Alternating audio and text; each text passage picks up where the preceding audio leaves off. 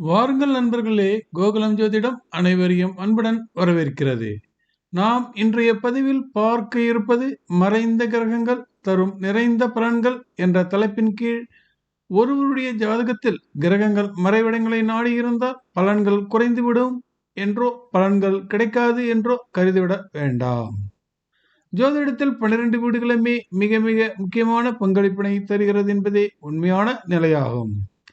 மறைவிடங்கள் என்று எந்த வீட்டினை குறிப்பிட்டாலும் அந்த வீடானது ஏதாவது ஒரு வீட்டிற்கு யோக வீடாக மாறி நம்மை வியப்பில் ஆழ்த்தும். நாம் இப்பொழுது பார்க்க இருப்பது மறைவிட வீடுகளை நாடிய கிரகங்கள் ராகுவின் ஒளியினை பெற்று எப்படி பலம் பொருந்திய நிலையினை எட்டினார்கள் என்று பார்க்கலாம் பாருங்கள். இந்தியாவில் பிரபலமானவரான முன்னாள் தேர்தல் ஆணையரான பணியாற்றுவராக TN சேஷன் ஜாதகத்தினைத்தான் இன்று ஆராய்வதற்கு எடுத்துக்கொண்டுள்ளோம். இவருடைய ஜாதகத்தினை இப்பொழுது பார்வையிடுவோம். இவர் பிறந்தது மீனம் லக்னம், மேஷத்தில் புதன், ரிஷபத்தில் சூரியன் சுக்கிரன், சிம்மத்தில் செவ்வாய் குரு கேது, மகரத்தில் சந்திரன் சனி, கும்பத்தில் ராகு. இவர் ஒரு IAS அதிகாரியாக பணிபுரிந்தவர். இவருடைய ஜாதகத்தினை பார்வையிட்டால் அதற்கான எந்த விதமான அடையாளங்களையும் கிரகங்கள் கொடுத்திருக்கவில்லை. இவர் பிறந்த மீன லக்னத்திற்கு 10ஆம் இடத்த அதிபதியாக குரு மீன லக்னத்திற்கு 6இல் மறைந்திருக்கிறார். இவர் பிறந்த மீன லக்னத்திற்கு 6ஆம் இடத்த அதிபதியான சூரியன் 3ஆம் இடத்தில் சுக்கிரனோடு இணைந்து கடும் பாபத்தன்மையினை பெற்றிருக்கிறார். இப்படி கிரகங்கள் பின்னடைவான நிலையில் இருக்கும் பொழுது எப்படி இவருக்கு அரசின் தொடர்பானது கிடைத்தது, அரசின் உயர்ந்த பதவி வகிக்க முடிந்தது? இவருடைய ஜாதகத்தில் எந்த விதமான பஞ்சமகா புருட யோகங்களும் எதுவும் இல்லை. இவருடைய ஜாதகத்தில் எந்த விதமான பஞ்ச பரிவர்த்தனை யோகங்கள் எதுவும் இல்லை. 10ஆம் இடத்தோன் பலம் இழந்தார்.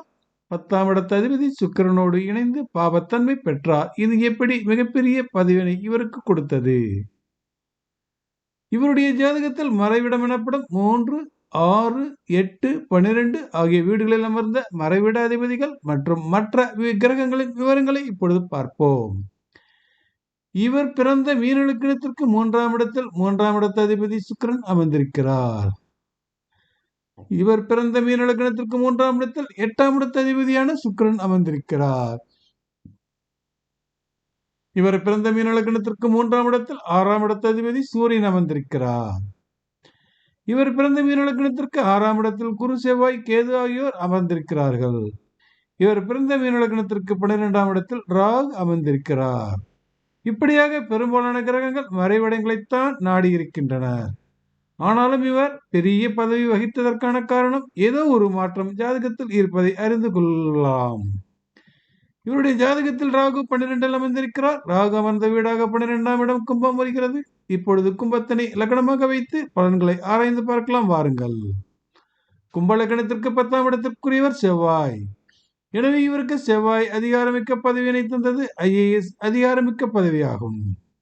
ராகுவிற்கு கேந்திரத்தில் சூரியன் அமர்ந்தால் ராகுவிற்கு வலிமை அதிகரித்து விட்டது. ராகுவிற்கு கேந்திரத்தில் அதாவது 4ஆம் இடத்தில் சூரியன் சுக்கிரன் இருவரும் அமர்ந்திருக்கிறார்கள். இந்த அமைப்பில் சுக்கிரன் கும்ப லக்ன யோகராகி 10ஆம் இடத்தினை பார்வையிடுகிறார். இந்த அமைப்பில் சூரியனும் 10ஆம் இடத்தினை பார்வையிட்டு அரசு உத்தியோகத்தினை பெற உதவுகிறார். அடுத்ததாக 7ஆம் இடத்தில் குரு செவ்வாய் கேது அமர்ந்திருக்கிறார்கள். இந்த அமைப்பில் செவ்வாய் 10ஆம் இடத்த அதிபதியாகி தனது 4ஆம் பார்வையினால் 10ஆம் இடத்தினை பார்வையிடுகிறார். எனவே இவருக்கு அரசியல் சார்ந்த அதிகாரமிக்க பதவி என சொல்ல முடிகிறது. செவ்வாய் குரு இணைவானது இவருக்கு இவர் சார்ந்த பதவியினால் பெரும் புகழ் கிடைக்க உதவியது. இன்னும் விரிவாக இவரது ஜாதகத்தினை அலச வேண்டும் என்றால் இப்படியும் பார்க்கலாம். அதாவது புதன் அமர்ந்த வீட்டிற்கு 10ஆம் இடத்தோன் சனி பஞ்சமகா புருஷ யோகத்தில் சசயோகம். செவ்வாய் குரு அமர்ந்த வீட்டிற்கு 10ஆம் இடத்தோன் சுக்கிரன் பஞ்சமகா புருஷ யோகத்தில் மாலவி யோகம். சூரியன் சுக்கிரன் அமர்ந்த வீட்டிற்கு 10ஆம் இடத்தோன் சனி பஞ்சமகா புருஷ யோகத்தில் சசயோகம். சனி அமர்ந்த வீட்டிற்கு 10ஆம் இடத்தோன் சுக்கிரன் பஞ்சமகா புருஷ யோகத்தில் மாலவி யோகம். அதாவது ஒருவர் மிக உயர்ந்த இடத்திற்கு செல்வதற்கு யோகங்கள் பல விதங்களில் உதவினால்தான் அவர் மற்றவர்களை காட்டிலும் முதன்மையான பதவி, செல்வாக்கு, புகழ் இவைகளை பெற முடியும்.